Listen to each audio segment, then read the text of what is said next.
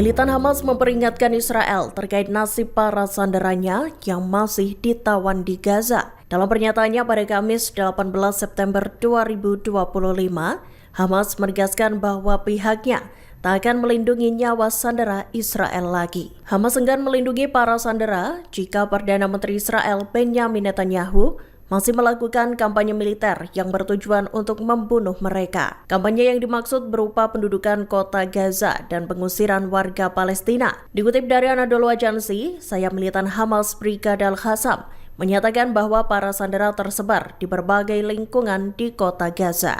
Peringatan itu seolah menekan Israel agar berhati-hati dalam melakukan operasi militernya. Pasalnya, serangan-serangan pasukan Zionis justru bisa menewaskan para sandera. Seiring dengan itu, pada Rabu 17 September 2025 malam, tank-tank Israel merangsek masuk ke daerah baru di lingkungan barat laut kota Gaza.